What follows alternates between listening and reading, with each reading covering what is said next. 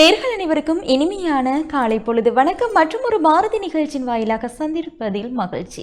பொதுவாக பாரதி நிகழ்ச்சி பொறுத்த வரைக்கும் பெண் ஆளுமைகளோடு சேர்ந்து பயணிப்பதில் வழக்கம். அதே போலதான் இன்றைய தினத்தை பொறுத்த வரைக்கும் ஒரு பெண் ஆளுமையோடு இன்றைய நிகழ்ச்சி பயணிக்க போகிறது. அதாவது பொதுவாக பெண்ணாக பிறந்தால் சில கட்டுப்பாடுகளோடு நாங்கள் வாழ வேண்டும் என்ற ஒரு அடிப்படையில் வாழ்ந்து கொண்டிருக்கின்றோம். இதையும் தாண்டி அந்த கட்டுப்பாடுகளை எல்லாம் உடைத்தெறிந்து விட்டு சில பெண்கள் சாதித்து கொண்டிருக்கின்றார்கள். அதே போல ஒரு முஸ்லிம் சமூகத்தில் பிறந்து கட்டுப்பாடுகளோடு வாழ்ந்த ஒரு பெண் அந்த தடைகளை எல்லாம் உடைத்தெறிந்து இப்போது சமூகத்தில் சாதித்து கொண்டிருக்கின்றாங்க அப்படின்னு தான் சொல்லலாம். அப்படியான ஒரு நபரை தான் இன்றைய நிகழ்ச்சிக்கு நாங்கள் அழைத்து வந்திருக்கின்றோம். தொடர்ச்சியாக அவரிடமிருந்து ஏராளமான விடயங்களை நாங்கள் இன்றைய தினம் கலந்துரையாட போகின்றோம். அந்த வகையில் இன்றைய தினம் எங்களது கலையகத்திற்கு வருகை தந்திருக்கிறாங்க யாழ் அபிவிருத்தி மைய தலைவி திருமதி சியானா அவர்கள். அவரையும் இப்போது நிகழ்ச்சியோடு இணைத்துக் கொள்ளலாம். வணக்கம். வணக்கம், எப்படி இருக்கிறீங்க? ஓகே, நல்லா இருக்கேன்.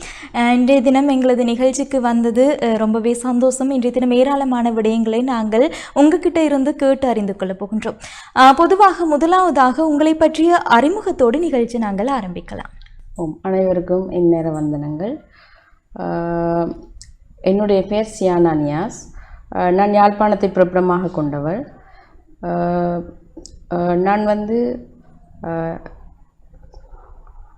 நான் யாழ்ப்பாணத்தை பிறப்பிடமாக கொண்டவள். 1990ஆம் ஆண்டு வடக்கிலிருந்து முஸ்லிம்கள் பலவந்தமாக வெளியேற்றப்பட்ட போது நானும் வெளியேறியவர்களில் ஒருவர். மீண்டும் 2010ஆம் ஆண்டு மேல்குடியேறி இன்று வரை நான் யாழ்ப்பாணத்திலே வாழ்ந்து கொண்டிருக்கின்றேன். நான் ஒரு சமாதான நீதவானாக இருப்பதோடு யாழ் பெண்கள் அபிவிருத்தி மையத்தின் தலைவியாகவும் கதீஜா பெண்கள் கல்லூரியின் தொண்டராசிரியராகவும் பணியாற்றி கொண்டிருக்கின்றேன். அத்தோடு வெளிவாரி பட்டப்படிப்பை தொடர்ந்து கொண்டிருப்பதோடு உளவள துணை டிப்ளோமா கற்கை நெறியையும் நான் தொடர்ந்து கொண்டிருக்கின்றேன். உங்களை பற்றிய அறிமுகத்தை தொடர்ந்து இப்போது ஒரு முக்கியமான கேள்வி அப்படின்னு சொல்லி நினைக்கிறேன். அதாவது பொதுவாக பெண்ணாக பிறந்தால் சில கட்டுப்பாடுகளோடு வாழ வேண்டும், அதாவது சமூகத்தில் எங்களை வளர விட மாட்டார்கள் அப்படின்னு கூட சொல்லலாம். பெண்ணாக பிறந்தால் இப்படியான அடக்குமுறைகள், ஆண்களுக்கு அடிப்பணிந்துதான் வாழ வேண்டும் என்ற ஒரு கட்டுப்பாட்டுக்கு கீழே நாங்கள் வாழ்ந்து கொண்டிருக்கின்றோம். இருந்தாலும் கூட ஒரு சமூகம், அதாவது முஸ்லிம் சமூகத்தில் இருந்து கொண்டு இப்படியான சமூக பணியில் நீங்கள் செயற்பட வேண்டும் என்கிற ஆர்வம் உங்களுக்கு எப்போது வந்தது? உண்மையாக சொல்வதென்றால் 1990ஆம் ஆண்டு இடம்பெயர்வின் பின்னர் மீள 2010ஆம் ஆண்டு நாங்கள் யாழ்ப்பாணத்திலே மேல்குடியேறினோம். அந்த காலகட்டத்திலே அதிகமான முஸ்லிம்கள் மேல்குடியேற்றத்துக்காக திரும்பி வந்து கொண்டிருந்தார்கள். அவர்கள் திரும்பி வந்து கொண்டிருந்த பொழுது பல்வேறு வகையான சவால்களை அவர்கள் எதிர்கொண்டிருந்தார்கள். ஏனென்றால் முஸ்லிம்களை இங்கே இருக்கும் தமிழ் சமூகம், குறிப்பாக அதிகார மட்டத்திலே இருந்தவர்கள் ஒரு வித்தியாசமான முறையிலே அவர்கள் முஸ்லிம்களை பார்க்க வெளிக்கிட்டார்கள். முஸ்லிம்களின் தாயகம் இதுவல்ல, அவர்கள் ஏதோ புதிதாக இங்கே வந்து குடியேறுகின்றார்கள், புதிதாக அவர்கள் காணிகளை அபகரிக்க வருகின்றார்கள் என்ற ஒரு பார்வை தான் அந்த நேரம் அதிகாரிகளிடத்திலே காணப்பட்டிருந்தது.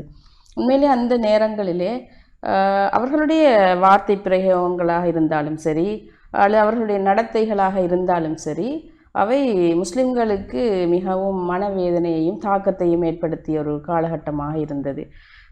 அப்பொழுதெல்லாம் அந்த அதிகாரிகள் அவர்கள் கேட்பார்கள், நீங்களே இங்கே வந்தீர்கள், உங்களை யார் இங்கே வர சொன்னதென்று. உண்மையிலே முஸ்லிம்களின் பூர்வீக தாயகம் இந்த வடக்கு பூர்வீக தாயகம். அதே போன்று யாழ்ப்பாணத்திலும் முஸ்லிம்கள் பல நூற்றாண்டு காலங்களுக்கு முன்னிருந்தே இங்கே அவர்கள் வாழ்ந்து வந்திருக்கின்றார்கள். எனவே இவ்வாறான சர்ச்சைகளின் போது மக்களுக்கு இடையிலும் அதிகாரிகளுக்கும் இடையிலும் ஒரு இணக்கத்தை ஏற்படுத்துவதற்கு, அவர்கள் மத்தியிலே தெளிவை ஏற்படுத்துவதற்கு அப்பொழுது ஒரு வளம் தேவைப்பட்டது, ஆளணி தேவைப்பட்டது. அந்த வகையிலே நாங்கள் சிலர் ஒன்றிணைந்து நாங்கள் ஒரு அமைப்பாக, ஒரு தொண்டர் அமைப்பாக நாங்கள் அதில் செயற்பட்டு கொண்டிருந்தோம். அவர்களுக்கு தேவையான ஆவணங்களை தயார்படுத்தி கொடுப்பது, அதிகாரிகளுடன் கலந்துரையாடுவது, இவ்வாறு மக்களுக்கும் அதிகாரிகளுக்கும் இடையிலே இலகுபடுத்தினர்களாக நாங்கள் ஒரு அமைப்பு ரீதியாக, ஒரு தொண்டர் அமைப்பு ரீதியாக நாங்கள் செயற்பட்டு கொண்டு வந்திருந்தோம். அன்றிலிருந்தே, நான் மேல்குடியேறிய அன்றிலிருந்தே எனக்கு இங்கு இந்த மக்கள் மத்தியிலே வேலை செய்ய வேண்டும், அவர்களுக்கு உதவ வேண்டும் என்ற ஆர்வம் எனக்குள்ளே ஏற்பட்டது. அதன் பின்னர் அவ்வாறான ஒரு பொது வேலை திட்டங்கள் கொஞ்சம் காலம் செல்ல பின்னர் நாங்கள் அதிலே கண்ட விடயம் என்னவென்றால் பெண்களுக்கும் இவ்வாறான ஒரு அமைப்பு தேவை, பெண்கள் சார்பாக நாங்கள் பல்வேறு விடயங்கள் தொடர்பிலே அவர்களுக்காக நாங்கள் உதவ வேண்டும் என்ற ஒரு தேவை ஏற்பட்ட போதுதான் நாங்கள் இந்த யாழ் பெண்கள் அபிவிருத்தி மையம் பெண்களுக்காக பணியாற்றுவதற்கான ஒரு தொண்டர் அமைப்பை நாங்கள் உருவாக்கி அன்றிலிருந்து இன்று வரை நான் அதை செய்து கொண்டு வருகின்றேன். உண்மையிலே எனக்கு அந்த பணி தொடர்பான ஆர்வம் இவ்வாறான ஒரு சூழ்நிலைகளால் தான் எனக்கு ஒவ்வொரு ஆர்வம் என்னுள் ஏற்பட்டது. அந்த ஆர்வம் இன்று வரை நான் அதனை ஒரு பொதுப்பணியாக செய்து கொண்டிருக்கின்றேன். நிச்சயமாக நாங்கள் ஒரு வேலையை வந்து சரிவர செய்கின்ற பொழுதுதான் பல தடைகள் பல சோதனைகள் வந்து எங்களை சூழும். இருந்த போதிலும் அதை எல்லாத்தையுமே இதெல்லாம் ஒரு பிரச்சனையா என்று நாங்கள் நிச்சயமாக அந்த பாதையில் வெற்றிகரமாக பயணித்தால் நிறைய சாதனைகளை படைக்கலாம் அப்படின்னு சொல்லி நான் நினைக்கிறேன். அப்படியான ஒரு நபராகத்தான் நீங்களும் இருக்கிறீர்கள். அதாவது பல தடைகளை உடைத்தெறிந்து கொண்டு சமூகத்திற்கு ஏதோ ஒரு நல்லது செய்யணும், பல பணிகளை செய்யணும் என்ற ஒரு நோக்கத்தோடு பயணித்து கொண்டிருக்கிறீர்கள். நிச்சயமாக இது வரவேற்கக்கூடிய ஒரு விடயம் இருக்கிறது. இருந்த போதிலும் சாதாரண ஒரு சமூக பெண்ணால சில விடயங்கள் செய்ய முடிந்தாலும் அதை பல்வகை கோணங்களில் வந்து மற்றவர்கள் உற்று நோக்குவார்கள். குறை கண்டுபிடிக்கிறதாக இருக்கலாம், அல்லது அவதூறான பெயர்களை வந்து சுமத்துறதாக இருக்கலாம். இப்படியான பல பிரச்சனைகள் வந்து இந்த சாதாரண பெண்களுக்கு இருக்கிறது. இருந்தாலும் ஒரு முஸ்லீம் பெண்ணாக இருந்து கொண்டு நீங்கள் இப்படியான பணியை செய்கிற போது ஏராளமான விடயங்கள் வந்து இருக்கும். பொதுவாக எதிர்ப்புகள் சவால்களுக்கு முகம் கொடுத்திருப்பீர்கள். அதை பற்றிய அனுபவத்தை எங்களோடு பகிர்ந்து கொள்ளலாம். நிச்சயமாக. உண்மையிலே நான் இந்த பொதுப்பணிகளிலே இறங்கிய பின்னர் பல்வேறு வகையான சவால்களை நான் எதிர்கொண்டிருக்கின்றேன்.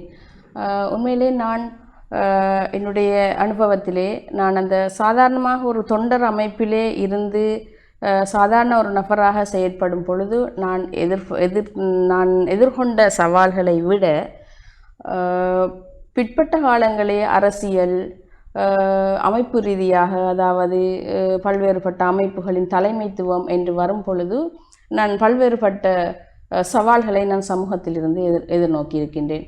உண்மையிலே ஏனைய சமூகங்கள் யாழ்ப்பாணத்தை விட வெளியிலே இருக்கின்ற ஆண்களாக இருந்தாலும் சரி பெண்களாக இருந்தாலும் சரி அந்த மக்கள் மத்தியிலே அவர்களுக்கான சிந்தனை போக்கு எவ்வாறு எனக்கு தெரியவில்லை.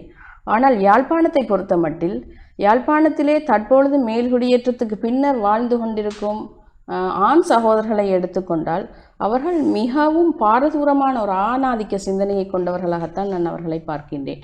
ஏனென்று சொன்னால் அவர்கள் பெண்களை கூடுதலாக விமர்சிப்பவர்களாகவும் பெண்களின் வளர்ச்சியை எப்பொழுதுமே கண்ணுக்குள்ளே எண்ணெயை ஊற்றி பார்த்து கொண்டிருப்பார்கள். பெண்கள் என்ன செய்கின்றார்கள் என்று உற்று நோக்கக்கூடியவர்களாகவும் இருப்பார்கள்.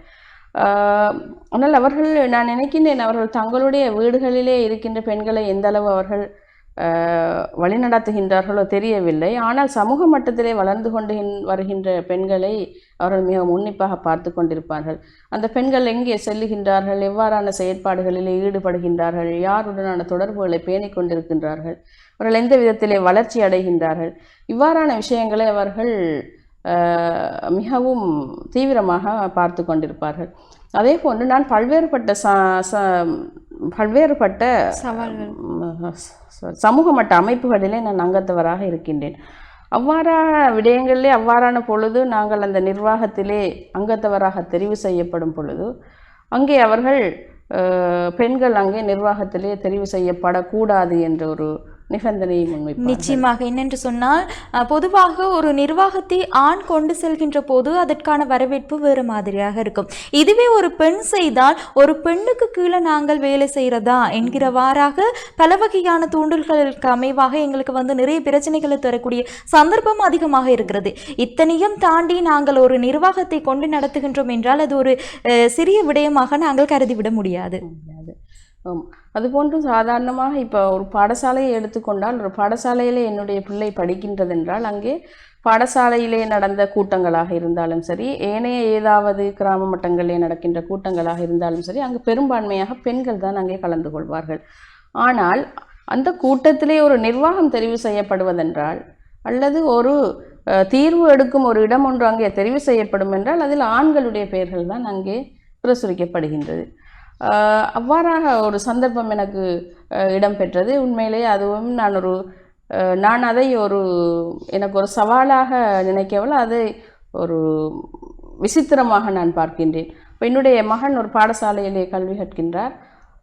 அங்கே ஒரு பெற்றார் சங்கம் நிர்வாகம் தெரிவு செய்வதற்கான கூட்டம் இடம்பெற்றது.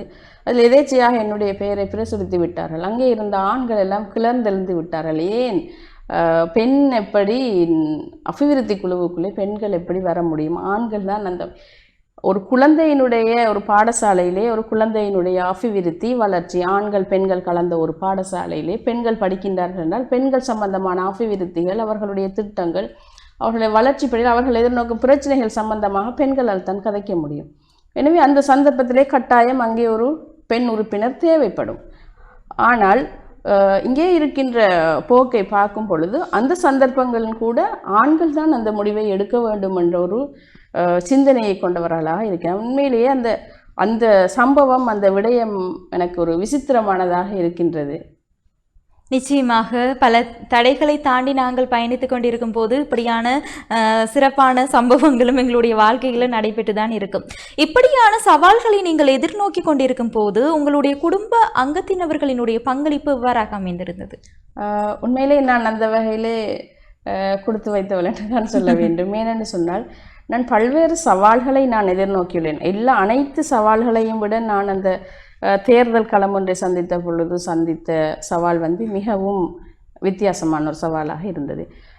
இருந்தும் நான் ஒவ்வொரு சவால்களை எதிர்கொள்ளும் பொழுதும் உண்மையிலே என்னுடைய குடும்ப அங்கத்தினர்கள், குறிப்பாக என்னுடைய கணவர் மிகவும் என்னோட ஆதரவாக இருந்தபடியால் இன்று வரையும் நான் என்னுடைய சவால்களில் சளைக்காமல் நான் தொடர்ந்து கொண்டிருக்கிறேன். அதற்கு முதல் காரணமும் என்னுடைய கணவன் மற்றும் என்னுடைய குடும்பத்தினர் என்று தான் நான் சொல்கின்றேன். நிச்சயமாக, அதாவது பெண்ணாக பிறந்தால் நிறைய சோதனைகள் இருக்கிறது. என்னென்று சொன்னால் நாங்கள் திருமணத்துக்கு முன் பின் என்ற வாழ்க்கை இருக்கிறது. திருமணத்துக்கு முற்பட்ட காலத்தில் நாங்கள் பல சாதனைகளை படைத்தாலும் கண்டுகொள்வதற்கு யாரும் இல்லை. அதாவது இருப்பார்கள், எங்களை நிறுத்தி கேள்வி கேட்கிறதுக்கு யாருமே இருக்க மாட்டார்கள். பெற்றோர்கள் என்று சொன்னால் அடடா செய்யட்டும் என்று விடுவார்கள். ஆனால் நாங்கள் திருமணத்துக்கு பிற்பட்ட காலத்தில் ஒரு சேவையை செய்கின்றோம் அப்படின்னு சொன்னால் நிச்சயமாக புகுந்த வீட்டினுடைய பங்களிப்பு எங்களுக்கு தேவை. அந்த வகையில் நீங்கள் ஒரு அதிர்ஷ்டசாலி என்று தான் இந்த நேரத்தில் கூற வேண்டும். அடுத்தபடியாக இது ஒரு சுவாரஸ்யமான கேள்வியாக இருக்கிறது. நீங்கள் பல வகையான சமூக பணிகளை மேற்கொண்டு இருக்கிறீர்கள். அதில் மறக்க முடியாத சுவாரஸ்யமான அனுபவம் என்று சொல்லி உங்களால் இன்று வரைக்கும் அந்த சமூக பணியை மறக்க முடியாது, பூரண திருப்தி இருக்கிறது அப்படின்னு சொல்லி நினைக்கிற ஒரு அனுபவத்தை பற்றி சொல்லலாமே? உண்மையாக சொல்ல போனால் நான் அரசியலிலே கடந்த உள்ளூராட்சி மன்ற தேர்தலிலே நான் பட்டியல் வேட்பாளராக களம் இறங்கியிருந்தேன். அந்த சந்தர்ப்பத்திலே உண்மையிலே எனக்கு பாரிய அளவிலான எதிர்ப்புகள், அது குடும்ப மட்டத்திலிருந்தும் எனக்கு எதிர்ப்புகள் வந்தது. இருந்தாலும் அதைவிட ஒரு பாரிய அளவிலான ஒரு உண்மையிலே ஒரு கடலிலிருந்து ஒரு அலை மிக வேகமாக வீசுவதை போன்ற பாரிய ஒரு எதிர்ப்பை நான் சமூகத்திலே சந்தித்தேன். அந்த எதிர்ப்பு எப்படி என்று சொன்னால் அவர்கள் என்னை மட்டும் அவர்கள் அங்கே விமர்சிக்க மாட்டார்கள், என்னுடைய குடும்பத்தினரையும் சேர்த்து விமர்சிப்பார்கள், கணவனை விமர்சிப்பார்கள். இப்படி பல கோணங்களிலும், அது மட்டுமன்றி எங்களோட உறவினர்களுக்கு இது சம்பந்தமாக இங்கே இருக்கும் விடயங்களை தெரிவிப்பார்கள். இப்படி பல்வேறு வகையிலுமே அவர்கள் முயன்றார்கள் அந்த இதுக்கு நான் செல்லக்கூடாது என்பதற்காக, அந்த பட்டியல் வேட்பாளராக நான் நிற்கக்கூடாது என்பதற்காக பல்வேறு வழிகளிலும் முயன்றார்கள். இருந்தும் நான் பல தடைகள் வந்த பொழுதும் நான் அந்த தேர்தலிலே என்னுடைய பெயரை நீக்காமல் தொடர்ந்து வைத்திருந்ததை நான் ஒரு சாதனையாக பார்க்கிறேன். நான் அதை பின்வாங்காமல், அதை இவ்வளவு தடைகள் வந்தாலும் உண்மையிலேயே அந்த தேர்தல் காலத்திலே இலங்கை பூராவும் ஒரு எதிர்ப்பலை எழுந்தது. பெண்கள் தேர்தல் களத்துக்கு செல்லக்கூடாது என்று, அது பெண்களை தாறுமாறாக விமர்சித்தார்கள். அது இங்கே யாழ்ப்பாணத்தில் மட்டுமல்ல, இலங்கை பூராவும் மௌலவிமார்கள் என்று சொல்லக்கூடிய எங்களுடைய இஸ்லாமிய தலைவர்கள் மேடை பேச்சுகளிலே, சமூக வலைத்தளங்களிலே எல்லாம் அவ்வாறாக ஈடுபடுகின்ற பெண்களை ஒரு வித்தியாசமான பார்வையில் விமர்சிக்க விளக்கிட்டார்கள். இருந்தும் பின்வாங்காமல் நான் அந்த பட்டியலிருந்து என்னுடைய பெயரை நீக்காமல் அதில் நான் நிலைத்திருந்ததை நான் ஒரு சாதனையாக நினைக்கின்றேன். அப்படி நான் அதில் நின்று பிடித்ததற்கு காரணம் என்னுடைய கணவனுடைய மற்றும் குடும்ப ஆதரவு என்று நான் சொல்லுகின்றேன். நிச்சயமாக என்னென்று சொன்னால் நீங்கள் கூறியது போலவே அந்த முஸ்லீம் சமூகத்திலிருந்து நாங்கள் ஒரு செயற்பாட்டை, அதாவது கொஞ்சம் சுவாரஸ்யமான செயற்பாடாக இருக்கலாம் அல்லது கலை கலாச்சார செயற்பாடாக இருக்கலாம், நாங்கள் மேற்கொள்கின்ற போது அதற்கான எதிர்மறையான கருத்துக்கள் அதிகமாக இடம்பெறும். நான் அறிந்த ஒரு விடயம், ஒரு முஸ்லீம் பெண்மணி ஒரு பொதுவான பாடல் நிகழ்ச்சியில் கலந்து கொள்கிறார். சாதாரண பெண்களை பார்க்கின்றதை விட அந்த பெண்ணுக்கான விமர்சனங்கள் அதிகமாக காணப்பட்டது. இது கொஞ்சம் மனது கவலையாகத்தான் இருக்கிறது. ஏன் இப்படியான வேறுபாடு இங்கு நிகழ்கிறது என்பது தொடர்பாக தொடர்ச்சியாக மற்றும் ஒரு கேள்வி இருக்கிறது. அதாவது நீங்கள் கூறினீர்கள் யாழ் உள்ளூராட்சி மன்ற தேர்தலில் அதாவது பட்டியல் வேட்பாளராக நீங்கள் களமிறங்க, அதாவது சோனக தெரு அப்படின்னு சொல்லி நினைக்கிறேன். சரி, அங்கு நீங்கள் இப்படி ஒரு வேட்பாளராக போட்டியிடுகின்ற போது மக்களினுடைய வரவேற்பு எப்படியான முறையில் காணப்பட்டது? உண்மையிலே நான் அந்த தேர்தலே நான் களமிறங்கியது உண்மையிலேயே ஆண் பெண் என்பது மட்டும்தான் இறைவனுடைய படைப்பிலே காணப்படுகின்றது. இறைவனால் படைக்கப்பட்டது ஆண் வர்க்கம் என்றும் பெண் வர்க்கம் என்றும் தான் உள்ளது. ஆனால் இந்த சமூகம் பால் நிலை என்ற அடிப்படையிலே பெண் ஆண் என்ற ஒரு அழுத்தத்தை கொடுத்து பெண் என்றால் இப்படித்தான் இருக்க வேண்டும், ஆண் என்றால் இப்படித்தான் இருக்க வேண்டும் என்ற பல கோடுகளையும் பல தடயங்களையும் போட்டு வைத்திருக்கின்றது. உண்மையிலேயே இஸ்லாத்தை பொறுத்த மட்டிலே பெண்களுக்கு ஆண்களுக்கு எவ்வாறு உரிமைகள் வழங்கப்பட்டிருக்கின்றதோ அதே போன்ற உரிமைகள் பெண்ணுக்கும் வழங்கப்பட்டிருக்கின்றது. ஆகவே பெண்கள் ஆண்கள் எவ்வாறு ஆண்களுக்கு கல்வி கற்கும் உரிமை வழங்கப்பட்டிருக்கின்றதோ அதே அளவான உரிமை பெண்களுக்கும் வரையறுக்கப்பட்டு இந்த அளவுதான் கல்வி கற்க வேண்டும், இந்த பாடநெறியைத்தான் தெரிவு செய்ய வேண்டும் என்ற வரையறைகள் எங்கள் சமயத்திலே காணப்படுவதில்லை. ஆனால் இந்த சமூகம் பெண்கள் என்றால் இவ்வளவு கற்றால் போதும், பெண்கள் என்றால் இந்த தொழிலைத்தான் தெரிவு செய்ய வேண்டும், இந்த தொழில் தான் கௌரவமானது, இதைவிட வேறு ஒரு தொழிலுக்கு போனால் அது பெண்களுக்கு கௌரவம் இல்லை என்றெல்லாம் பல்வேறு வகையான தடைகளை போட்டிருக்கின்றார்கள். ஆனால் உண்மையிலேயே ஒரு பெண் இஸ்லாமிய அனுமதியின்படி ஒரு பெண் வெளியிலே செல்வதாக இருந்தால், அது தொழிலுக்காக இருந்தாலும் சரி, அவள் கல்விக்காக இருந்தாலும் சரி, அவள் என்ன நடவடிக்கைக்காக அவள் வெளியிலே செல்லுகின்றாளோ இஸ்லாத்தின் அடிப்படையிலே அவள் இஸ்லாமிய ஆடையை அணிந்து இஸ்லாமிய ஒழுக்க மரபுகளை பேணி அவள் செல்லுவாளாக இருந்தால் அவள் அதில் செல்வதிலே எந்த தவறும் இல்லை. இதை யாருமே விமர்சிக்க வேண்டிய தேவையும் இல்லை. அவ்வாறு ஒரு விமர்சனம் எழும் பட்சத்தில் நாங்கள் அதை கவனத்தில் எடுக்க வேண்டிய தேவையும் இல்லை என்பதுதான் என்னுடைய கருத்து.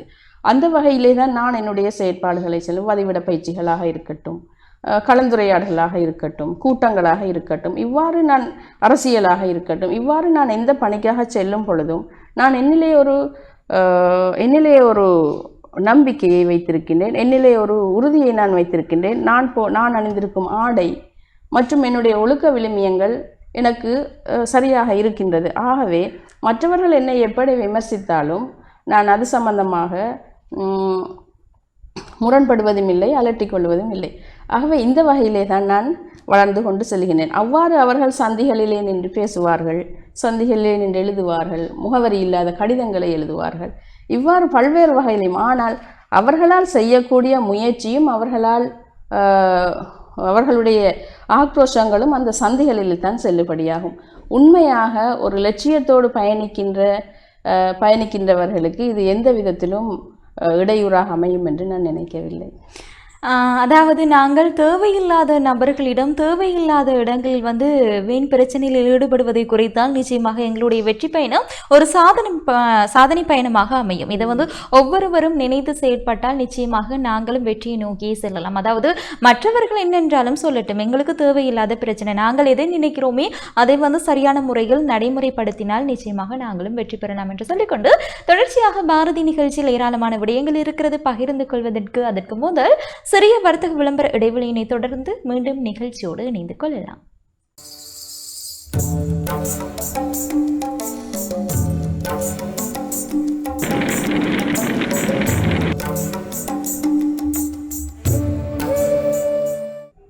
சிறிய வர்த்தக விளம்பர இடைவெளியினை தொடர்ந்து மீண்டும் பாரதி நிகழ்ச்சியின் வாயிலாக இணைந்திருக்கின்றோம். இன்றைய தினம் ஒரு பெண் ஆளுமையோடு பயணித்துக் கொண்டிருக்கிறோம். அதாவது பல வகையான சமூக சேவைகளில் ஈடுபட்டு கொண்டிருக்கும் திருமதி ஃபாத்திமாவோடு இணைந்து கொண்டு இன்றைய நிகழ்ச்சி பயணித்துக் கொண்டிருக்கிறது. அவர் கடந்து வந்த பல சாதனைகள், சோதனைகள் என்பவற்றோடு நாங்கள் அதாவது கேட்டு அறிந்து கொண்டு இன்றைய நிகழ்ச்சியை நாங்கள் கொண்டு நகர்த்தி கொண்டிருக்கின்றோம் என்று சொல்லலாம். அடுத்தபடியாக ஒரு முக்கியமான கேள்வி இந்த நேரத்துக்குள்ள வந்திருக்கிறோம். அதாவது முஸ்லிம் தனியார் சட்டத்தின் கீழ் இயங்கி வரும் காதி நீதிமன்றம் தொடர்பான சில விடயங்களும் அதில் நீங்கள் வகிக்கின்ற பொறுப்பு தொடர்பான விடயங்களையும் எங்களோடு பகிர்ந்து கொள்ளலாம். நிச்சயமாக. காதி நீதிமன்றம் என்பது அதாவது இலங்கையிலே பல்வேறு வகையான தனியார் சட்டங்கள், அதாவது வடக்கை பொறுத்தமட்டில் தேச வளமை சட்டம் இருக்கின்றது, கண்டிய சட்டம் என்று இருக்கின்றது. அதே போன்று முஸ்லிம்களுக்கும் முஸ்லிம் தனியார் சட்டம் என்று ஒன்று இருக்கின்றது. இந்த சட்டத்துக்கு கீழே தான் உருவாக்கப்பட்டது இந்த காதி நீதிமன்றங்கள் என்று சொல்லப்படும். இந்த காதி நீதிமன்றங்களிலே முஸ்லிம் தனியார் சட்டத்துக்கு கீழே, முஸ்லிம் விவாக சட்டத்துக்கு கீழே பதிவு செய்யப்பட்ட திருமணங்கள், அங்கே திருமணங்களில் விலக்குகள், அதாவது டிவோர்ஸ் என்ற ஒன்று வரும் பொழுது அங்கே அந்த வழக்கு அங்கே தாக்கல் செய்யப்படும். அது பொது நீதிமன்றத்திலே முஸ்லிம்களுடைய விவாகரத்து தாக்கல் செய்யப்படுவதில்லை. விசேடமாக இந்த காதி நீதிமன்றங்களிலே தாக்கல் செய்யப்பட்டு அவைகளுக்கான விசாரணைகள் இடம்பெற்று அவர்களுக்கான தீர்வுகள் அங்கேதான் வழங்கப்படுகின்றது. அதே போன்று குடும்ப வன்முறையால் பாதிக்கப்படுகின்ற, குடும்ப வன்முறைக்குட்பட்ட கணவன் மனைவி அவர்கள் தங்களுடைய ஆலோசனைகளை கேட்பதற்காக இந்த நீதிமன்றத்தை நாடுவார்கள். தங்களுக்குள்ளே ஒரு இணக்கத்தை ஏற்படுத்தி கொள்வதற்காக இவ்வாறு அவர்கள் நீதிமன்றத்தை நாடுவதுண்டு. அதே போன்று அதாவது தந்தையை பிரிந்த பிள்ளைகள் தாயோடு வாழ்ந்து கொண்டிருக்கும் காலங்களிலே அந்த பிள்ளைகள் தந்தை அவர்கள் வேறாக சென்று விட்ட சமயத்திலே பிள்ளைகளுக்கான தாஃபரிப்பு என்று ஒன்று இருக்கின்றது. அவர்கள் வாழும் வரை அவர்களுக்கான தாஃபரிப்பு செலவை தந்தை அந்த செலவுகளை பொறுப்பேற்க வேண்டும். அவ்வாறான ஒரு தந்தை அந்த பிள்ளைக்கு தாஃபரிப்பு செலவு பணத்தை கொடுக்காத பட்சத்திலே இந்த நீதிமன்றத்திலே அங்கு வழக்கு தாக்கல் செய்யப்பட்டு அதற்கான நிதிகள், அதற்கான செலவு பணங்கள் அங்கே பெற்றுக் கொடுக்கப்படும். இவ்வாறான செயற்பாடுகள் தான் இந்த காதி நீதிமன்றத்திலே இடம்பெற்று கொண்டிருக்கின்றது. 2011ஆம் ஆண்டு யாழ் மாவட்டத்திலும் அவ்வாறான இது இந்த காதி நீதிமன்றங்கள் இலங்கையிலே எல்லா பிரதேசங்களிலும் செயற்பட்டு கொண்டிருக்கின்றது. அதுக்கு தலைவராக, அதன் பொறுப்பாளராக ஒரு காதி நீதிபதி அங்கே இருப்பார்.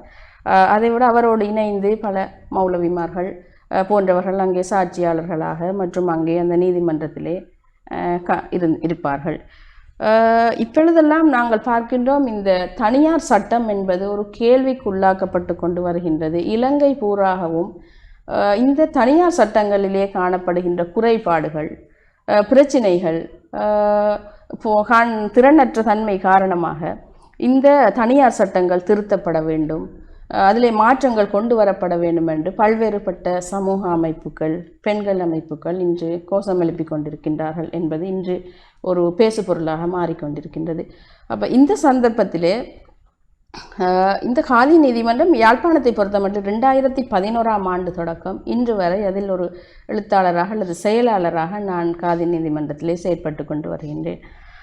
ஆகவே இங்கே காதி நீதிமன்றம் என்னும் பொழுது அது முழுமையாக ஒரு ஆண்களை கொண்ட ஒரு சபையாக இருக்கும் பட்சத்திலே அங்கு குடும்ப வன்முறையோ அல்லது ஏதோ ஒரு வகையிலே பெண்கள் அங்கே வரும் பொழுது அவர்கள் ஆண்களுக்கு முன்னால் தான் ஒரு பெண்ணாக இருந்து தன்னுடைய பிரச்சனைகளை முன்வைப்பதற்கு கொஞ்சம் அச்சமாக, தயக்கமாக, பயமாக இருக்கின்ற ஒரு சூழல் காணப்படும். ஆகவே அந்த வகையிலே இங்கே யாழ்ப்பாணத்திலே இருக்கும் பொழுது, யாழ்ப்பாணத்திலே நான் ஒரு பெண்ணாக அங்கு செயலாளராக அங்கு நான் கடமையாற்றும் பொழுது அது பெண்களுக்கு மிகவும் உதவியாக இருப்பதாக நான் உணர்கின்றேன். பெண்கள் தங்களுடைய பிரச்சினைகளை நீதிமன்றத்துக்கு வரும் முன்னே என்னை சந்தித்து அவர்கள் தங்களுடைய பிரச்சினைகளை கதைப்பார்கள். எவ்வாறு நீதிமன்றங்களை அணுகுவது, எவ்வகையான பிரச்சினைகளை கொண்டு செல்வது போன்ற பல்வேறுபட்ட விடயங்களை அவர்கள் என்னுடன் முதல்லே கதைத்து விடுவார்கள். ஆகவே இந்த வகையிலே எனக்கும் நான் பல்வேறுபட்ட பொதுப்பணிகளை செய்வதோடு இந்த பணியையும் செய்வது எனக்கு இன்னும் திருப்தி அளிக்கின்றது. அடுத்தபடியாக பல வருட காலமாக நீங்கள் யாழ் பெண்கள் அபிவிருத்தி மைய தலைவியாக செயற்பட்டு கொண்டிருக்கிறீர்கள்.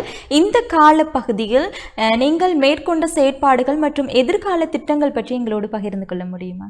நிச்சயமாக. யாழ் பெண்கள் அபிவிருத்தி மையம் என்பது நான் உங்களுக்கு ஏற்கனவே கூறியது போல 2010ஆம் ஆண்டு மீள்குடியேற்றத்துக்கு பெரும்பான்மையான மக்கள், அதாவது முஸ்லிம்கள் பெரும்பாலான மக்கள் இங்கே குடியேற்றத்துக்கு வந்த பொழுது அங்கே ஒரு டாக்குமெண்ட்ஸ் ஆவணப்படுத்தலுக்கான ஒரு திட்டத்தை, ஆவணப்படுத்தலுக்கான உதவியை நாங்கள் ஒரு தொண்டர் அமைப்பாக இருந்து செய்து கொண்டிருந்தோம். பின்னர் 2012ஆம் ஆண்டு 2010 2 வருடங்கள் அந்த வேலை திட்டங்கள் இடம்பெற்றாலும் 2012ஆம் ஆண்டு நாங்கள் உணர்ந்த விடயம் என்னவென்றால் பெண்களுக்கான ஒரு அமைப்பு தேவை என்பதை நாங்கள் உணர்ந்தோம். அந்த வகையிலே தான் நாங்கள் 2012ஆம் ஆண்டு நான் அதன் செயலாளராக இருந்து அவ்வாறான ஒரு அமைப்பை நாங்கள் உருவாக்கி யாழ் பிரதேச செயலகத்திலே நாங்கள் எங்களுடைய அமைப்பை பதிவு செய்திருக்கின்றோம். அந்த அமைப்பு அவ்வாறு பதிவு செய்யப்பட்டாலும் 15ஆம் ஆண்டு வரை அது இயக்கமற்ற பல்வேறுபட்ட காரணங்களால் அது இயக்கமற்று காணப்பட்டது. பின்னர் அது 2015ஆம் ஆண்டு அதை நாங்கள் அந்த பதிவை மீள புதுப்பித்து அதன் தலைவியாக அன்றிலிருந்து இன்று வரை நான் செயற்பட்டு கொண்டு வருகின்றேன். இந்த யாழ் பெண்கள் அபிவிருத்தி மையத்திலே நாங்கள் பல்வேறு வகையான செயற்பாடுகளை செய்து கொண்டு வருகின்றோம். பெண்கள் தொடர்பான விழிப்புணர்வு கருத்தரங்குகளை நடத்துவது, தொழில் வாய்ப்பு சம்பந்தமான பயிற்சி பட்டறைகளை ஒழுங்குபடுத்தி விடுவது, அதே போன்று சிறு சிறு வேலை வாய்ப்புகளை அவர்களுக்கு கொடுப்பது, தொழில் செய்பவர்களுக்கு சந்தை வாய்ப்புகளை சிறிய அளவில் ஏற்படுத்தி கொடுப்பது, அதே போன்று சுயதொழில் செய்யும் பெண்கள் அவர்களுக்கான சிறிய கடன் திட்டம் ஒன்றை அறிமுகப்படுத்தி இருக்கின்றோம். அவ்வாறு அவர்களுக்கு கடன் திட்டங்கள் சுழற்சி அடிப்படையிலே அவர்களுக்கான கடன் திட்டங்களை வழங்கி வருகின்றோம். அடுத்தது வன்முறைகளால் பாதிக்கப்படுகின்ற பெண்களுக்கான உளவள ஆலோசனை மற்றும் சட்ட ஆலோசனைகளுக்கான உதவிகள், அவர்கள் நீதிமன்றத்தை நாடுவது அல்லது நீதிக்கான பயணத்தில் செல்லும் பொழுது அதுக்கான அணுகுமுறைகள் போன்ற வழிகாட்டல்களை நாங்கள் செய்து கொண்டு வருகின்றோம். இந்த யாழ் பெண்கள் அபிவிருத்தி மையத்துக்கென்று தனியான எந்த ஒரு நிதி வளமும் இல்லை. இதுவும் ஒரு உள்ளக தொண்டர் அமைப்பாகத்தான் இதுவும் இயங்கிக் கொண்டிருக்கின்றது. இதுக்கு சர்வதேச நிதிகள் அப்படி எதுவுமே இல்லை. இங்கே இந்த யாழ் பெண்கள் அபிவிருத்தி தாங்களாக முன்வந்து அங்கத்தவர்களாக அவர்கள் இணைய விரும்புபவர்கள் ஒரு மாதாந்தம் ஒரு சந்தா என்ற அடிப்படையிலே கட்டுவார்கள். அந்த சந்தாவை வைத்து கொண்டு தான் நாங்கள் நிர்வாக நடவடிக்கைகளை சிறிய அளவிலே ஒரு நிர்வாக நடவடிக்கைகளுக்காக நாங்கள் அந்த நிதியை பயன்படுத்துகின்றோம். இதைவிட எங்களுக்கு பெரிய நிதிகள் இல்லை.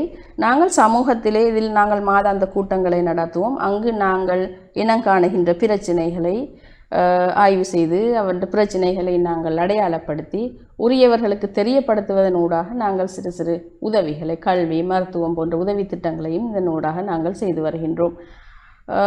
நீங்கள் அடுத்தது கேட்டது என்னவென்றால் உங்களுடைய எதிர்கால திட்டம் என்ன? நிச்சயமாக இந்த பெண்கள் அபிவிருத்தி மையம் ஆரம்பிக்கப்பட்டது மக்களுக்கு உதவி செய்வது, பெண்களுக்கு உதவி செய்வது மட்டுமல்ல.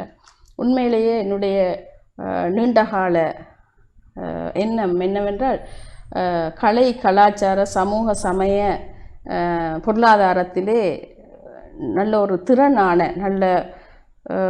திறன் வாய்ந்த பெண்களை உருவாக்க வேண்டும் என்பதுதான் என்னுடைய நீண்ட நாள் ஆசை. அதற்காக நான் நீண்ட காலமாக உழைத்து கொண்டிருக்கின்றேன். அது பெரிய அளவிலே எனக்கு வெற்றி அளிக்காத போதிலும் நான் தொடர்ந்து அதற்காக முயற்சி செய்து கொண்டிருக்கிறேன். ஏனென்றால் பெண்கள் தங்களுடைய தங்களுடைய சுயத்திலே அவர்கள் பொருளாதாரமாக இருந்தாலும் சரி, எதுவாக இருந்தாலும் அவர்கள் தாங்களாக அந்த பிரச்சினைகளை அணுகி தீர்க்கக்கூடிய, சவால்களை சிறந்த முறையிலே கையாளக்கூடிய பெண்களை சமூகத்தில் உருவாக்க வேண்டும் என்பதுதான் இந்த பெண்கள் அபிவிருத்தி மையத்தின் நீண்டகால கனவாக இருக்கின்றது. உங்களுடைய எண்ணம் நிறைவேறணும் அப்படின்னு சொல்லி நாங்கள் இந்த நேரத்தில் வாழ்த்துறோம். நீங்கள் நினைத்தது போலவே நீங்கள் இன்னும் சாதிப்பீர்கள். ஏனென்று சொன்னால் ஒருவர் தீய செயலில் சாதித்து கொண்டிருக்கும் பொழுது நாங்கள் நன்மைக்காக பயணிக்கிற போது நிச்சயமாக அதில் இன்னும் பல நன்மைகள் எங்களை தேடி வரும் என்ற ஒரு நம்பிக்கையோடு நாங்கள் பயணிக்க வேண்டும். அதில் நீங்கள் ஏராளமான வெற்றிகளை காண்பீர்கள் என்று சொல்லி இந்த நேரத்தில் கோரிக்கொள்கின்றோம். அடுத்தபடியாக மற்றும் ஒரு கேள்வி இருக்கிறது. அதாவது குடும்ப வன்முறையால் தற்போது வரைக்கும் பாதிக்கப்பட்டு கொண்டிருக்கும் பெண்களினுடைய பிரச்சனையை நீங்கள் எவ்வாறான முறையில் அணுகுவீர்கள்? அவர்களுக்கான வழிகாட்டல்களை எவ்வாறான முறையில் மேற்கொள்வீர்கள்? நிச்சயமாக பெண்கள் வன்முறை என்று சொல்லும் பொழுது இங்கே நாங்கள் வன்முறை என்று சொல்லும் பொழுது வன்முறை ஆண்களுக்கும் இடம்பெறுகின்றது, பெண்களுக்கும் நடைபெறுகின்றது. ஆனால் இந்த வன்முறை என்னும் பொழுது அங்கே பாதிக்கப்படக்கூடியவர்கள் கூடுதலாக பெண்களாகத்தான் இருந்து கொண்டிருக்கின்றார்கள். ஏன் பெண்கள் இந்த வன்முறைகளுக்குள் கூடுதலாக உள்ளாக்கப்படுகின்றார்கள் என்று பார்க்கும் பொழுது உண்மையிலேயே பெண்களை பொறுத்தமட்டில் அவர்கள் சிந்திக்கின்றார்கள், நாங்கள் வீட்டிலே இருந்து சமைப்பது, ஆடை துவைப்பது, பிள்ளைகளை பராமரிப்பது, குடும்பத்தை பராமரிப்பது, இதுதான் அவர்களுடைய வேலை என்று தான் பெரும்பாலான பெண்கள் நினைக்கின்றார்கள். அவர்கள் தங்களை வளர்த்து கொள்வதிலே அவர்கள் பெரிதாக ஆர்வம் காட்டாத ஒரு போக்கைத்தான். உண்மையிலே பெண்கள் தொடர்பான பல்வேறுபட்ட சட்டங்கள் இருக்கின்றது, பல்வேறுபட்ட கருத்தரங்குகள், விழிப்புணர்வுகள் நடக்கின்றது. இதிலே பெண்கள் தங்களை வளர்த்து கொள்வதிலே அவர்கள் ஆர்வம் காட்டுவதாக தெரிவதில்லை. அவ்வாறான ஒரு கலந்துரையாடலோ ஒரு கருத்து பரிமாற்றமோ இல்லாட்டி விழிப்புணர்வோ செய்யும் பொழுது இவர்கள் இவ்வாறான விஷயங்களிலே கலந்து கொண்டு தங்களை வளர்த்து கொள்வதிலே அவர்கள் ஆர்வம் காட்டாத ஒரு போக்கைத்தான் பார்க்கின்றோம். எனவே இவர்கள் அந்த ஒரு வன்முறை ஒன்று வரும் பொழுது அந்த வன்முறையை அல்லது அந்த சவாலை எவ்வாறு கையாள்வது, அதிலிருந்து நாம் எப்படி தப்பிப்பது, இதற்காக உருவாக்கப்பட்ட சட்டங்கள் என்ன, இதனை நாங்கள் எவ்வாறு அணுக வேண்டும் போன்ற அறிவுகளை தங்களுக்குள்ளே அவர்கள் வளர்த்து கொள்ளாததன் காரணமாக அவர்கள் கூடுதலாக வன்முறைக்கு உள்ளாக்கப்படுகின்றார்கள் என்றுதான் நான் நினைக்கின்றேன். ஆகவே நான் அதே நேரம் இன்னும் ஒன்றை எடுத்து பார்த்தால் கூடுதலாக இந்த தற்கொலை, அதே போன்று ஒரு தற்கொலை போன்ற ஒரு ஆரோக்கியமற்ற சில முடிவுகள், வன்முறைகள் என்று வரும்பொழுது இந்த பெண்கள் அவ்வாறான முடிவுகளுக்குள் மிக வேகமாக சென்று விடுகின்றார்கள். உண்மையிலேயே ஏன் இவர்கள் இவ்வாறு? ஆனால் இவர்கள் நினைக்கின்றார்கள், இவ்வாறு நாங்கள் தற்கொலை செய்வதனால் இல்லாட்டி விபரீதமான முடிவுகளை எடுப்பதனால் அந்த பிரச்சினை முடிவடைந்து விடுகின்றது என்ற ஒரு எண்ணம் அவர்களுக்கு தோன்றுகின்றதுன்னு நான் நினைக்கின்றேன். ஆனால் ஒருபோதும் பெண்கள் பின்வாங்கக்கூடாது. பிரச்சனை என்பது பெண்களாக இருந்தாலும் சரி, நாங்கள் பிறந்ததற்காக வாழ்கின்றோம் என்றில்லாமல் வாழத்தான் பிறந்தவர்கள் என்ற எண்ணம் எல்லாருக்கும் பெண்களுக்கு கூடுதலாக வர வேண்டும். அவர்கள் எந்த சவாலாக இருந்தாலும் அதனை ஏற்று நான் அதில் வெற்றி பெறுவேன். ஒவ்வொரு சவால்களையும் பெண்கள் ஒரு தடை கற்கள், அவர்கள் வளர்வதற்கான ஏணிப்படிகளாக கருத வேண்டும் என்று நான் இந்த பெண்களை கேட்டுக்கொள்கின்றேன். ஆகவே இவ்வாறு பெண்கள் தங்களுக்கு ஏற்படுகின்ற சவால்களை சமாளிக்க முடியாத போது இவ்வாறான விபரீதமான முடிவுகளுக்குள் செல்லுவது பின்னால் வருகின்ற பெண்களுக்கு அது ஒரு முன்னுதாரணமாக அமைகின்றது. ஆகவே ஏதும் பிரச்சனைகள் ஏற்படும் பொழுது பின்னால் இருப்பவர்கள் கூட அந்த முடிவை ஒரு முன்னுதாரணமாக கருதி தாங்களும் அந்த முடலை எடுத்துக்கொள்ள விரும்புகின்றார்கள். எனவே நான் பெண்களுக்கு கூற விரும்புவது என்னவென்றால், சவால்கள் எதுவாக இருந்தாலும் சரி, ஒரு சவால் எங்களுக்கு ஒரு வன்முறை தன்னம் நடந்து விட்டதென்றால் அதற்கு நாங்கள் இறப்பது, தற்கொலை செய்வது, எங்களை நாங்களே மாய்த்து கொள்வது என்பது முடிவு அல்ல. நாங்கள் அதிலிருந்து எவ்வாறு வெளிவந்து நாங்கள் எப்படி நல்ல முறையிலே வாழுகின்றோம் அல்லது வாழப் போகின்றோம் என்று சிந்தித்து வெளியிலே பெண்கள் வர வேண்டும் என்று நான் பெண்களை கேட்டுக்கொள்கின்றேன். அதே போன்று நாங்கள் இந்த யாழ் பெண்கள் அபிவிருத்தி மையத்தினூடாக இவ்வாறு வன்முறைகளுக்கு உள்ளாக்கப்படுகின்ற பெண்களை அவர்கள் எங்களோடு கதைக்கும் பொழுது நாங்கள் அவர்களுக்கு தேவையான உதவிகள், சட்ட உதவியாக இருந்தாலும் சரி, உளவளத்துணை ஆலோசனைகளாக இருந்தாலும் சரி, அவ்வாறு அவர்களுக்கு நாங்கள் வழிகாட்டுவதனூடாக நாங்கள் அவர்களுக்கு உதவி செய்து கொண்டிருக்கின்றோம். அடுத்தபடியாக இந்த 2009ஆம் ஆண்டுக்கு பிற்பட்ட காலப்பகுதியில் அதிகமான பெண் தலைமைத்துவ குடும்பங்கள் அதிகமாக இருக்கிறது. அந்த குடும்பத்திற்காக நீங்கள் மேற்கொண்ட சேவைகள் எதுவும் இருக்கிறதா? உண்மையிலேயே 2009ஆம் ஆண்டு இறுதி யுத்தம் நடந்த சந்தர்ப்பம். அந்த இறுதி யுத்தத்திலே உண்மையிலேயே பல நூறு, அதாவது அதிகமான ஆண்கள் யுத்த காலத்திலே கொல்லப்பட்டார்கள், காணாமலாக்கப்பட்டார்கள். இவ்வாறு பல விடயங்கள் இடம்பெற்றது. அங்கே நாங்கள் அந்த யுத்தத்தினால் நாங்கள் சாதித்தது என்னவென்று பார்த்தால், பெற்றோரை இழந்த பிள்ளைகளையும், ஊனமுற்ற சமூகத்தையும், கணவனை இழந்த பெண்களையும் தான் நாங்கள் சம்பாதித்திருக்கின்றோம் என்பதுதான் உண்மை. உண்மையிலேயே இந்த அதாவது பெண் தலைமைத்துவ குடும்பங்கள், பெண் தலைமைத்துவம் சாதாரணமாக சமூகத்தை நாங்கள் எடுத்துக்கொண்டால் சமூகத்திலே பெண்களுக்கென்று பல்வேறு வகையான வன்முறைகள், அவர்களுக்காகவே கையாளுகின்ற பல்வேறு வார்த்தை பிரயோகங்கள், என்று சொல்லி பல்வேறு வகையில் இருக்கின்ற ஒரு கணவனோடு ஒரு குடும்பமாக வாழ்ந்து கொண்டிருக்கின்ற பெண்களுக்கே சமூகத்திலே ஒரு பாரிய அளவு சவால் இருக்கின்றது. அந்த வகையிலே நாங்கள் பெண் தலைமைத்துவ குடும்பங்கள் என்னும் பொழுது அது இன்னும் இரட்டிப்பு மடங்காக காணப்பட முடியும், கட்டாயமாக அப்படி காணப்படும். அடுத்தது கூடுதலாக பெண் தலைமைத்துவ குடும்பங்களே சுரண்டல்கள், அதிகார வர்க்கத்திலே ஏதேனும் உதவிகள் என்று போகும் பொழுது அங்கே சுரண்டல்கள், அவ்வாறான விஷயங்கள் கூட பாலியல் லஞ்சங்கள் போன்ற பல்வேறு விஷயங்கள் இடம்பெறலாம்.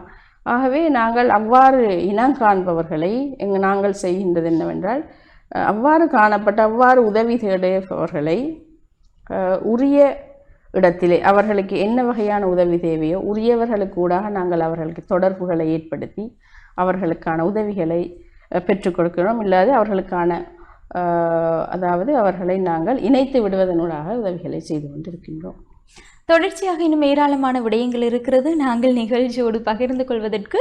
அதற்கு முதல் சிறிய வர்த்தக விளம்பர இடைவெளியினை தொடர்ந்து மீண்டும் பாரதி நிகழ்ச்சியோடு இணைந்து கொள்ளலாம்.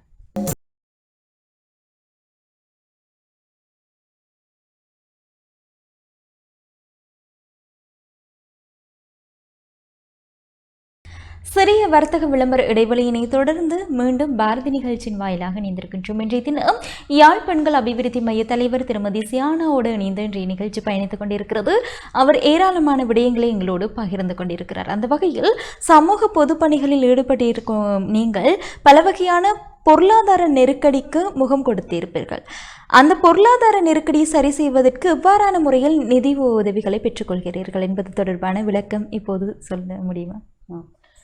நிச்சயமாக பொருளாதாரம் என்பது உண்மையிலேயே மிகவும் அத்தியாவசியமான ஒன்று. நாங்கள் எந்த பணியை செய்வதாக இருந்தாலும் பொருளாதாரம், சாதாரணமாக இன்று ஒரு குடும்பத்தை கொண்டு நடத்துவதென்றாலும் அதற்கு திட்டமிட்ட அடிப்படையிலே பொருளாதாரம் இல்லை என்றால் உண்மையிலேயே அதுவும் கூட ஒரு பிரச்சனையான விடயம். அந்த சந்தர்ப்பத்திலே பொதுப்பணி என்று சொல்லும் பொழுது நான் பெரும்பாலான நேரங்களை இந்த பொதுப்பணிகளிலே நான் செலவிட்டு கொண்டிருக்கின்றேன். இவ்வாறான சந்தர்ப்பங்களிலே உண்மையிலேயே இந்த பொதுப்பணிகள் என்று சொல்லும் பொழுது அதற்காக எந்த ஊதியமும் வழங்கப்படுவதில்லை.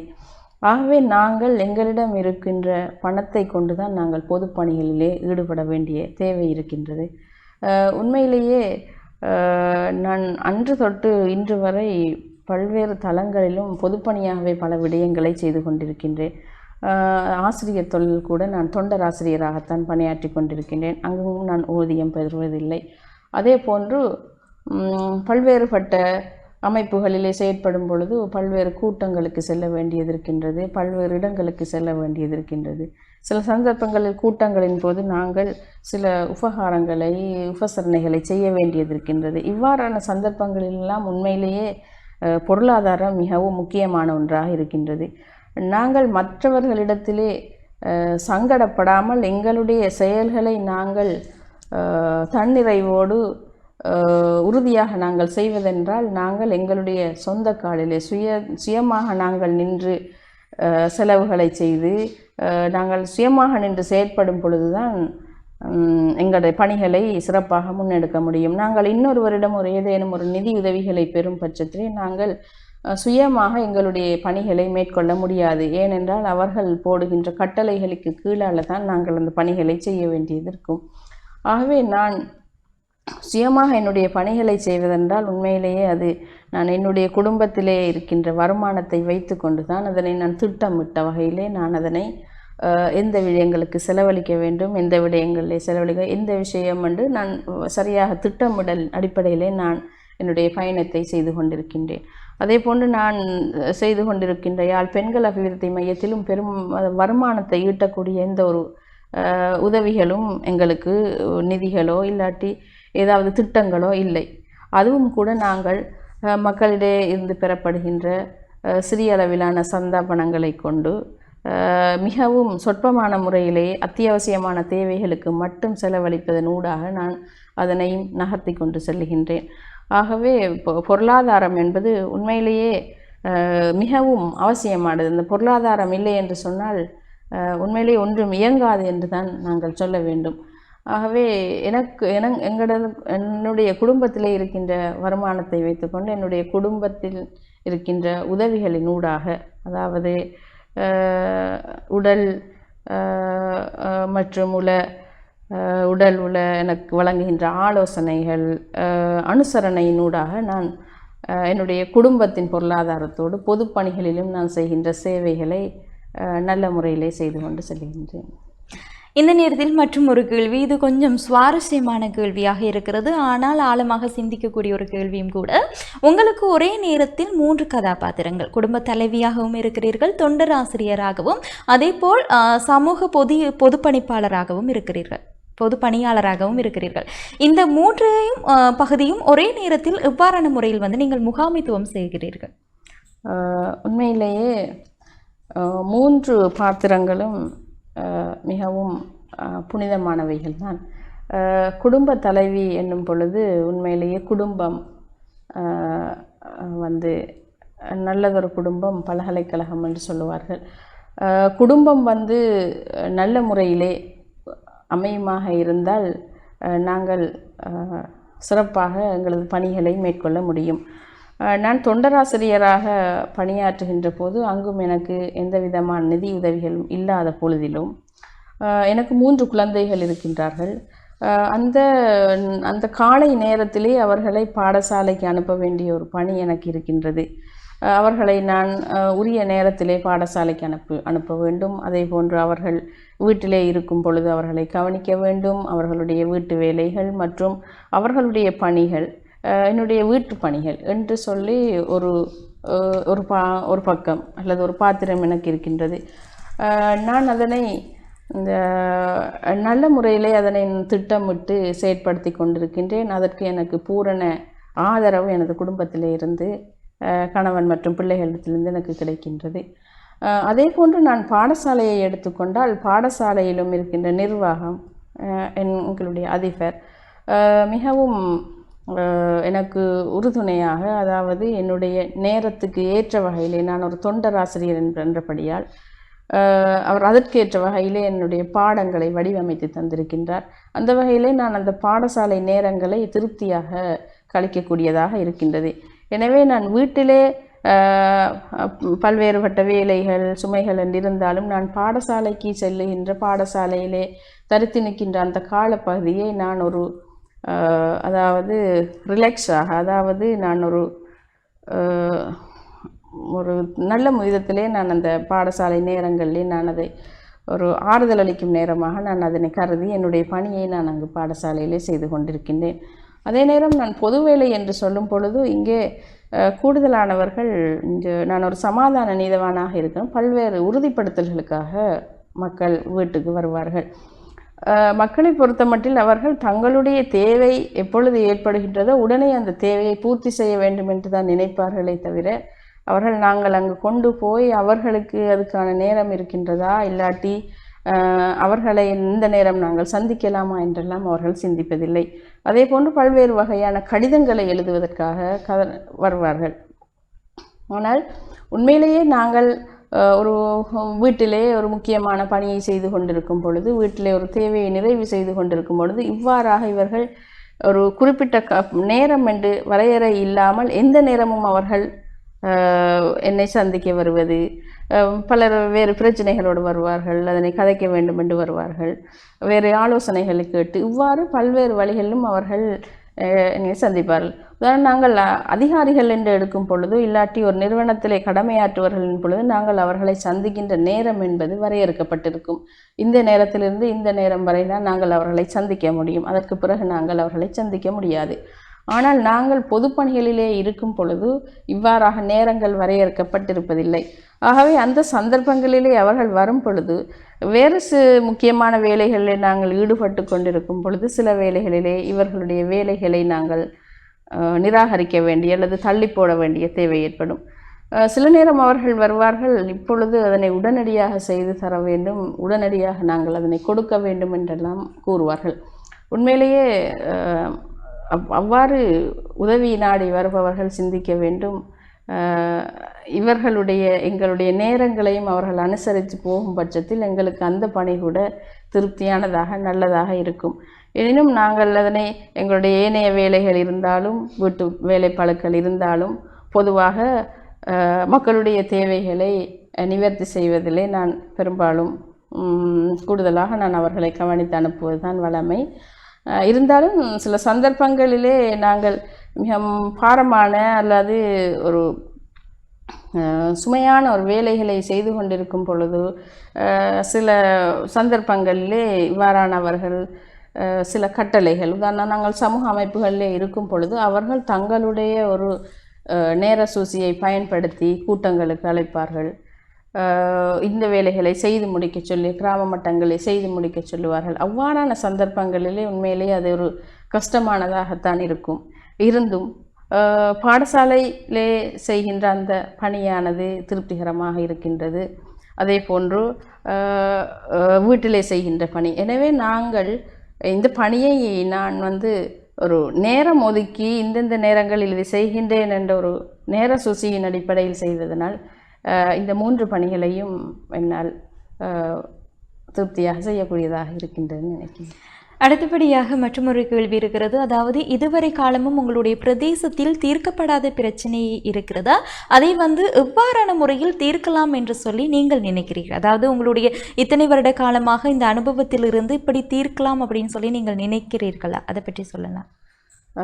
உண்மையாக அதாவது நாங்கள் 2010ஆம் ஆண்டு முஸ்லிம்கள் யாழ்ப்பாணத்திலே மேல்குடியேற்றத்தை ஆரம்பித்தார்கள்.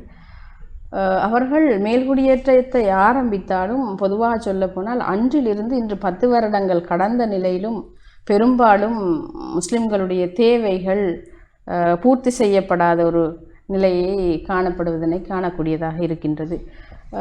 உண்மையிலே நாங்கள் இதிலே நாம் மிகவும் முக்கியமாக சொல்லுகின்ற ஒரு பிரச்சனை காணி பிரச்சனை. உதாரணமாக 90ஆம் ஆண்டு இங்கிருந்து இடம்பெயர்ந்த முஸ்லிம்கள் 3000 குடும்பங்கள் அளவிலே அவர்கள் இங்கிருந்து வெளியேற்றப்பட்டார்கள். ஆனால் தற்பொழுது அவர்களிலே மீள குடியேறிய குடும்பங்கள் வெறும் 700 குடும்பங்களாகத்தான் இருக்கின்றது. மீதி பேர் இங்கே இன்னும் மேல்குடியேற்றத்துக்கு வரவில்லை. அதற்கு பல்வேறு காரணங்கள் இருக்கின்றது. இருந்தாலும் இங்கே மேல்குடியேறியவர்களில் சொந்த காணி உள்ளவர்கள் ஒரு 200 குடும்பங்களுக்குத்தான் இங்கே சொந்த காணி இருக்கின்றது. ஏனையவர்களுக்கு இங்கே சொந்த காணி இல்லை. ஆகவே 10 வருடங்களாக இவர்கள் வாடகை வீடுகளிலும் உடைந்த கட்டிடங்களை சரி செய்து ஒரு பாதுகாப்பற்ற சூழலிலும் உறவினர் வீடுகளிலும் தான் இவர்கள் வசித்து கொண்டு வருகின்றார்கள். ஆகவே இந்த முதலிலே தீர்க்கப்பட வேண்டிய ஒரு பிரச்சனையாக நான் இந்த காணி பிரச்சனையை அடையாளப்படுத்துகின்றேன். இவ்வாறு சொந்த காணியற்றவர்களுக்கு கட்டாயம் காணி வழங்கப்பட வேண்டும். இவர்களுக்கான வாழ்விடங்கள் கட்டாயம் வழங்கப்பட வேண்டும் என்பதை நான் இந்த சந்தர்ப்பத்திலே உரியவர்கள் இருக்கும் பட்சத்தில் இதுக்கான நடவடிக்கை எடுக்க வேண்டும் என்றும் நான் கேட்டுக்கொள்கின்றேன். தற்பொழுது ஒரு குறுகிய காலத்திலே அவ்வாறு காணியற்றவர்களுக்கான பதிவுகள் ஒன்று இடம்பெற்றது. ஆனால் இது எந்த விதத்திலே சாத்தியப்படும், இது சாத்தியப்படுகின்ற ஒரு விடயம் தானா என்பது தெரியவில்லை. ஆனால் உண்மையிலேயே இவ்வாறு காணியற்று இருப்பவர்களுக்கு கட்டாயம் காணி வழங்கப்பட வேண்டும். அதோடு இரண்டாவது பிரச்சனையாக நான் அடையாளப்படுத்துவது வீட்டு திட்டம். இங்கே குடியேறியவர்களில் சுமார் 200 குடும்பங்களுக்கு மட்டும்தான் காணி இருக்கின்றது. இங்கே சோனகதருவை எடுத்துக்கொண்டால் சோனகதரு வடக்கு தெற்கு என்று 2 பிரதேசங்கள் இருக்கின்றது. வடக்கை பொறுத்த மட்டில் ஒவ்வொரு காணிகளும் சுமார் 3/4 பரப்பு அளவுகளை கொண்ட காணிகளாக இருக்கின்றது. இந்த காணிகளுக்குள்ளே அரசினால் வழங்கப்படுகின்ற வீடு, இங்கே அரசினால் ஒரு வீடு வழங்கப்படும் பொழுது அங்கே ஒரு வீட்டுக்கான ஒரு அளவிடை படம் ஒன்றும் வழங்கப்படும். அந்த படத்தின்படி அந்த வீட்டை அமைப்பதற்கு போதிய அளவான காணி இருக்கும் பட்சத்தில் தான் அவர்களுக்கு வீட்டு திட்டம் அங்கீகரிக்கப்படுகின்றது. ஆனால் சோனகதரு வடக்கிலே அதற்கு பொருத்தமான காணிகள் இருக்கின்றது. ஆனால் சோனகதரு தெற்கை பொறுத்தமட்டில் அது மிகவும் நெருக்கமான ஒரு பிரதேசமாக காணப்படுகின்றது. சோனகதரு தெற்கிலே இருக்கின்ற காணிகள் குறிப்பாக அரைப்பரப்பு அளவிலே தான் அவர்களுக்கான காணியின் அளவு காணப்படுகின்றது. இந்த காணியானது அரசினால் வழங்கப்படுகின்ற அந்த வீட்டின் அளவிடை படத்துக்கு பொருத்தமற்றதாக அல்லது காணாததாக இருக்கும் பட்சத்திலே அவர்களுக்கு வீட்டு திட்டங்கள் கொடுக்கப்படாமல் இருக்கின்றது. அவ்வாறு அவர்களுடைய காணி சிறியதாக இருக்கின்றபடியால் அவர்களுக்கு வீட்டு திட்டம் தடைப்படும் பொழுது அவர்கள் உண்மையிலேயே காணி இருந்தும் வீடு இல்லாத ஒரு நிலையிலே மீள ஒரு வீட்டை அமைப்பதற்கு வசதியற்ற நிலையிலே அவர்கள் காணப்படுகின்றார்கள். எனவே நான் இதில் என்ன கேட்டுக்கொள்ள இந்த பிரச்சனை எப்படி தீர்க்கப்படும், அவர்களுடைய காணிக்கு ஏற்ற வகையிலே வீடுகள் அமைப்பதற்கான உதவியை கொடுப்பதற்கு அரசாங்கம் முன்வர வேண்டும் என்று நான் கேட்டுக்கொள்கின்றேன். அதே போன்று பார்த்தோமென்றால் அடுத்த பிரச்சனையாக பொம்மைவெளி பிரதேசம், அதாவது சோனகதர் வடக்கு பிரதேசத்தை எடுத்துக்கொண்டால் ஒவ்வொரு வருடமும் வருகின்ற மழை வீழ்ச்சியின் பொழுது அந்த பிரதேசங்கள் மழை வெள்ளத்தினால் பாதிக்கப்படுகின்ற ஒரு சூழல் காணப்படுகின்றது. அங்கே வெள்ள நீர் வீடுகளுக்குள்ளே புகுவதனால் அவர்கள் பாடசாலைகளுக்கு இடம்பெயர்ந்து செல்லுகின்ற ஒரு சூழல் ஏற்படுகின்றது. எனவே அங்கே வடிகால்கள் அமைக்கப்பட்டிருக்கின்றது. ஆனால் அந்த வடிகால் நிறைந்ததும் இன்னும் ஒரு நீர்நிலையிலே போய் சேருவதற்கான சரியான வடிகால் அங்கே அமைக்கப்படவில்லை. எனவே இது சம்பந்தமாக இது 2011ஆம் ஆண்டு இந்த வடிகால்கள் அமைக்கப்பட்டது. ஆகவே நாங்கள் பலரிடம் உரியவர்களிடம் இதை சமர்ப்பித்திருக்கின்றோம். இந்த வடிகால்களால் தண்ணி வழிந்தோடக்கூடிய வகையிலே அதனை செப்பனிடுமாறு. ஆனால் அது இன்று வரை ஒருவராலும் கவனிக்கப்படாது காணப்படுகின்றது. எனவே உண்மையிலே இந்த பிரச்சனை கவனிக்கப்பட வேண்டும். அவ்வாறு ஒரு வழி ஏற்படுத்தப்படுமாயின் ஒவ்வொரு வருடமும் இந்த மக்கள் வெள்ளத்தினால் பாதிக்கப்பட வேண்டிய எந்த தேவையும் இருக்காது. அதே போன்று இன்னும் ஒரு முக்கிய பிரச்சனையாக நான் அடையாளப்படுத்துவது என்னென்றால், நாங்கள் முஸ்லிம்கள் 1990ஆம் ஆண்டு இடம்பெயர்வுக்கு முன்னர் அவர்கள் முஸ்லிம்கள் வாழ்ந்து வந்த பிரதேசமாக பரிச்சேரி வயல் என்ற ஒரு பிரதேசம் காணப்படுகின்றது. இது அவர்கள் 90க்கு முன்னும் அதுக்கு முற்பட்ட எவ்வளவோ காலமாக அவர்கள் பரம்பரையாக வாழ்ந்து வந்த அந்த காணிகள் இன்று மேல்குடியேற்றத்துக்கு பின்னர் அது வயல் காணி என்றும் அங்கே குடிமனைகள் வீடுகள் அமைக்க முடியாது என்றும் ஒரு திட்டம் இங்கே அரங்கேறி கொண்டிருக்கின்றது. உண்மையிலே அது பலருடைய வறுமைக்குட்பட்ட பலருடைய காணிகள். இதிலே அவர்கள் குடியேறுவதற்கு வீடுகளை அமைப்பதற்கு இங்கே அனுமதி வழங்கப்பட வேண்டும். அவ்வாறு அத்துமீறி வீடுகளை கட்ட வெளிக்கிட்டவர்கள் மீது வழக்கு தாக்கல் செய்யப்பட்டு அது இடைநிறுத்தப்பட்டது. பின்னர் ஒவ்வொருவராக அதுக்கான அனுமதி வழங்கப்பட்டது. ஆனால் நான் இங்கு கேட்டுக்கொள்வது என்னவென்றால், பொதுவான ஒரு அனுமதி, அங்கே யாரும் வீடுகளை கட்டலாம் என்ற, அங்கே நாங்கள் ஒரு வீடை கட்டுவதென்றால் அங்கே விவசாய திணைக்களத்தின் ஊடாக அங்கே ஒரு அனுமதியை பெற வேண்டிய, அதாவது வயல் நிலத்தை மேட்டு நிலமாக்கும் அனுமதி ஒன்றை நாங்கள் பெற்றுக்கொள்ள வேண்டிய தேவை இருக்கின்றது.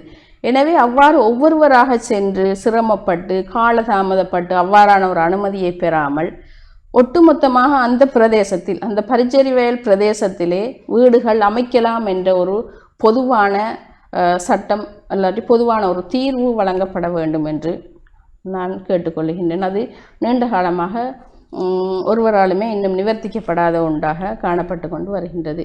அதே போன்று நாங்கள் இங்கு பெண்கள் தொடர்பிலே பார்க்கும் பொழுது, இங்கே வாழ்வாதாரம் என்று சொல்லும் பொழுது, வாழ்வாதாரத்துக்காக மக்கள் விண்ணப்பிக்கின்றார்கள்.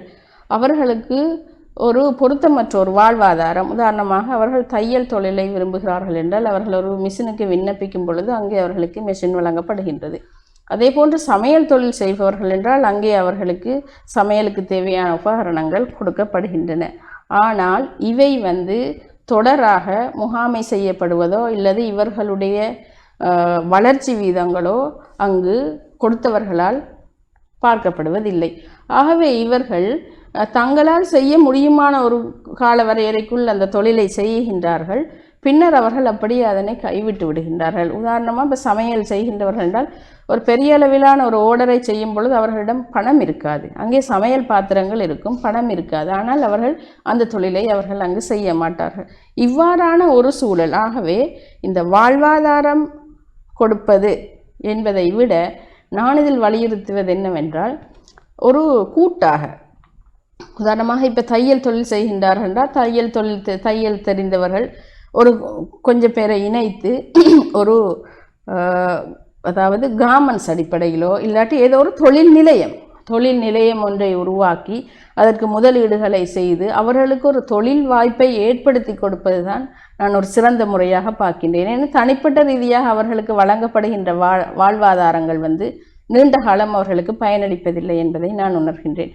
ஆகவே இந்த வாழ்வாதாரங்கள் அவ்வாறு தனிப்பட்ட ரீதியில் அவர்களுக்கு வழங்கப்படாமல் அதை ஒரு கூட்டாக ஒவ்வொரு பிரதேசங்களிலும் ஒவ்வொரு குறுகிய அந்த தொழிலின் அவர்களுடைய தகைமைக்கேற்ப திறமைக்கேற்ப அந்த தொழில்கள் ஒரு நிறுவன ரீதியாக ஆரம்பிக்கப்பட்டு அவர்களுக்கு நீண்ட காலத்திலே அவர்களுக்கு ஒரு தொழில் வாய்ப்பை ஏற்படுத்தக்கூடிய வகையிலே இந்த வாழ்வாதாரங்கள் கட்டியமைக்கப்பட வேண்டும் என்று நான் விரும்புகின்றேன். அதே போன்று முஸ்லிம் பிரதேசங்களை எடுத்துக்கொண்டால் இது உலகமெங்கும் இருக்கின்ற ஒரு பிரச்சனை தான் இந்த போதைப்பொருள் பிரச்சனை. இந்த போதைப்பொருள் பிரச்சனை என்பது மிகவும் கூடுதலான ஆக்களை கவர்வதென்றால் அது மிகவும் இளையவர்களைத்தான் இது கூடுதலாக கவர்ந்து கொண்டிருக்கின்றது. ஆகவே பாடசாலையில் இருந்து படித்து கொண்டிருக்கும் பொழுதே அவர்கள் ஒரு குறிப்பிட்ட வயதை அடையும் பொழுது மிக மிக வேகமாகவே அவர்கள் இவ்வாறான தவறான பழக்க வழக்கங்களுக்குள் ஆட்பட்டு போகின்றார்கள். எங்களுடைய முஸ்லீம் கிராமத்தை எடுத்துக்கொண்டால் ஓஎல்லுக்கு எழுதின பிள்ளைகள் விட ஏஎல் படிக்கும் பொழுது விரல் விட்டு எண்ணக்கூடிய ஒரு சிலர் தான் ஏஎல்லுக்கு வருவார்கள். ஏனையவர்கள் எல்லாம் தொழில் என்று அங்கே சென்று விடுவார்கள். ஆகவே இவர்கள் அந்த தொழிலை தெரிவு செய்யும் பொழுது ஒரு சிறந்த கல்விக்கு ஊடான ஒரு தொழிலை தெரிவு செய்வதில்லை.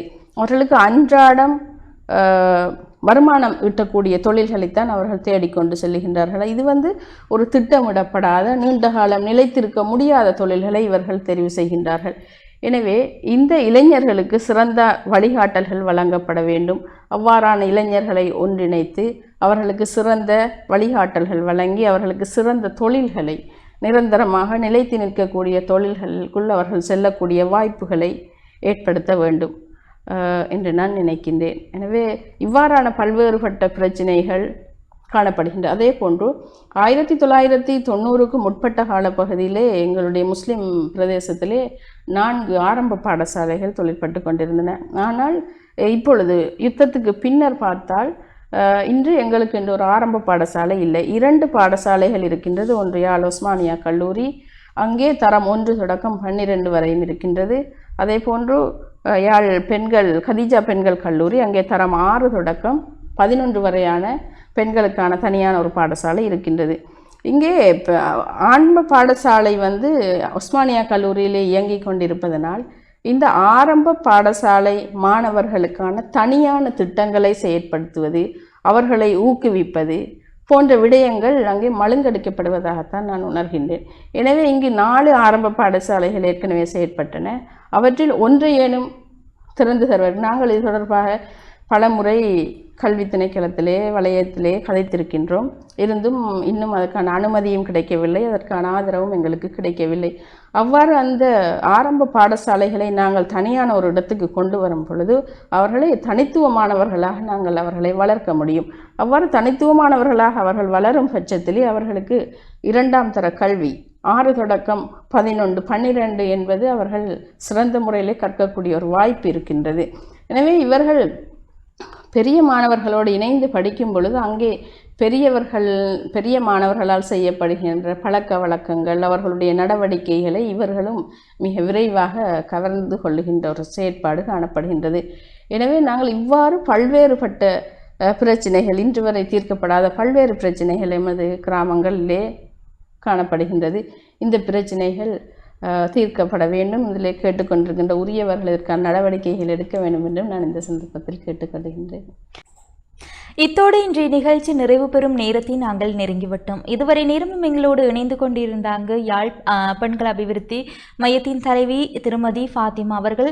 ஏராளமான விடயங்களை எங்களோடு பகிர்ந்திருந்தார். இந்த நேரத்தில் அவருக்கு நன்றிகளை சொல்லிக்கொள்ளலாம். நன்றி. வாய்ப்பளித்தமைக்காக நன்றி. இதுவரை நேரமும் இணைந்து கொண்ட அத்தனை உறவுகளுக்கும் நன்றிகளையும் வாழ்த்துக்களையும் சொல்லிக்கொண்டு மற்றொரு நிகழ்ச்சியில் உங்கள் அனைவரையும் சந்திக்கும் வரை உங்களிடமிருந்து அன்பு வணக்கங்கள் கூறி விடைபெற்றுக் கொள்ளும் நான் என்றும் உங்கள் அன்பின் சுதர்சினி. நன்றி நேயர்களே.